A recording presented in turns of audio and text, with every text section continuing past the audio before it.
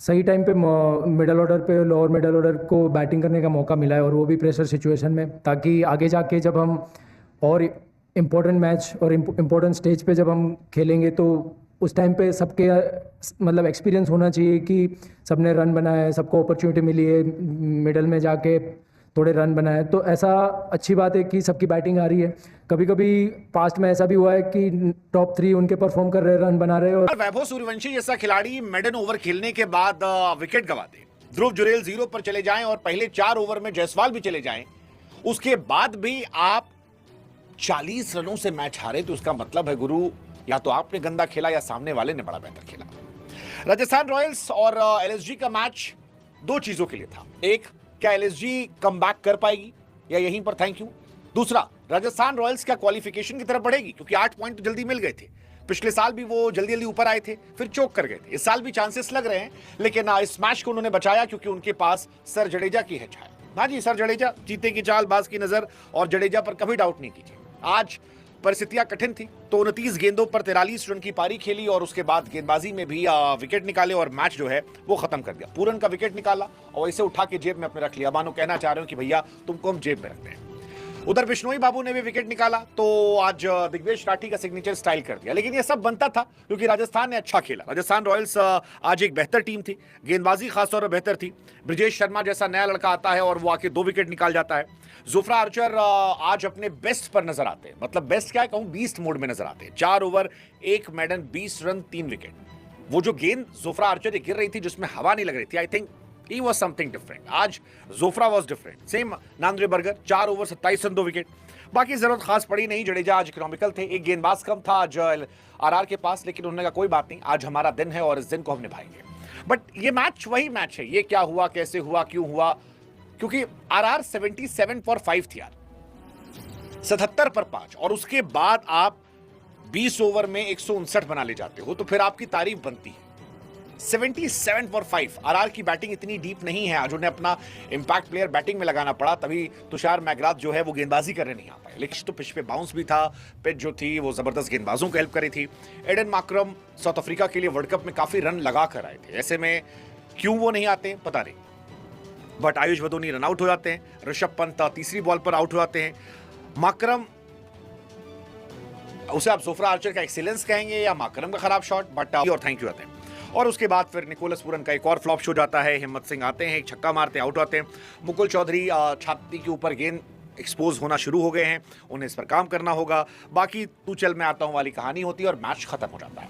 इस मैच में गेंदबाजी में हीरो जोफ्रा आर्चर मिले थे, क्योंकि अगर आप मार्करम का विकेट निकालते हैं जो बहुत बड़ा विकेट है तो अपने आप में तारीफ बनती है। और एंड में भी अगर आप देखेंगे जोफ्रा आर्चर एंड में भी आए तो 2 विकेट बैक टू बैक निकाले, मयंक यादव को आउट किया और फिर मोहसिन खान जो थे उनको भी उन्होंने थैंक यू कर दिया, सीधे बोल्ड मारा, कहा कोई टेंशन नहीं अपने को। सेम नांद्रे बर्गर ने किया, 4 over 27 run, 2 wicket.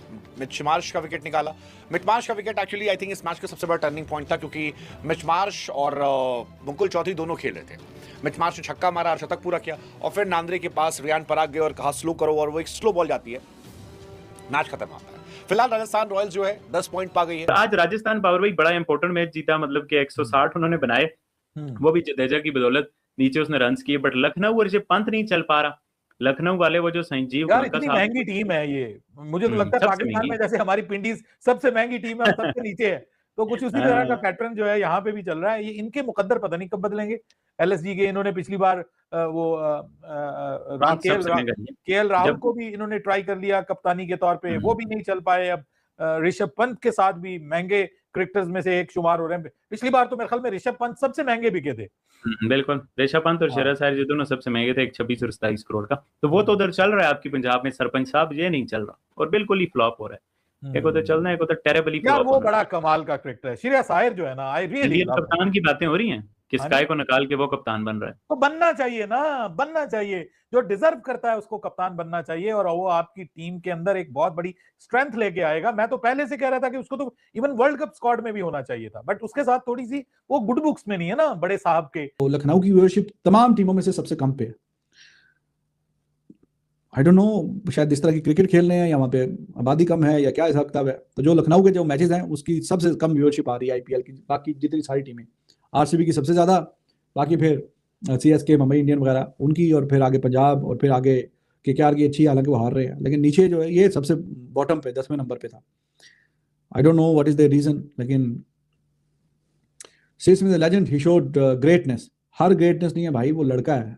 His greatness. Why his great comeback in T20? What your thoughts?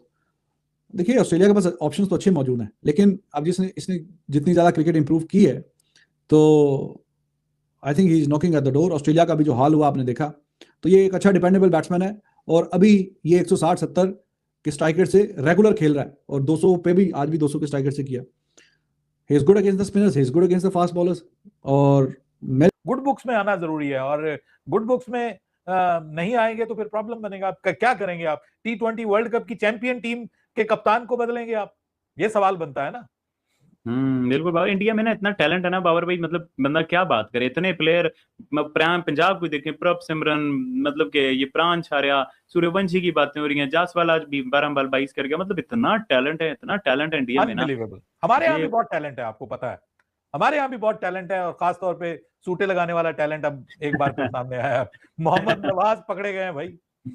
Mohammad Nawaz के वाले से रिक्रिएशनल ड्रग्स के इल्जाम उन पे साबित हुआ है जी। उनके ब्लड में रिक्रिएशनल ड्रग्स, नशावर शय कोई उन्होंने इस्तेमाल की है, और वो क्या है, वो ऑब्वियसली वो अल्कोहल तो होगी नहीं, वो ये चर्स वगैरह ये नहीं होंगी, ये इस तरह की कोई ड्रग यूज की है उन्होंने, रिक्रिएशनल ड्रग, और वो जस्ट लाइक कोकीन टाइप की कोई चीज होती है जिनके लिए ये लफ्ज इस्तेमाल होता है, तो वो ड्रग के तौर पे उनको यूज किया जाता है। वो मुझे ऐसा लगता है कि ये उनके लिए भी भाई टाटा बाय बाय है। वैसे भी वो टाटा बाय बाय वाला हिसाब किताब, ख्याल में जिस तरह की क्रिकेट खेल रहा है, he deserves a go in T20 cricket. हाँ ठीक है, ऑस्ट्रेलिया के पास और भी अच्छे किस्म के बैट्समैन है, बट इट्स मोर और लेस स्टोइनिस से वैसा नहीं खेला जा रहा। मैक्सवेल भी ऑलमोस्ट डन एंड डस्टेड है, तो इसके बीच में जगह बन सकती है इसकी कोई।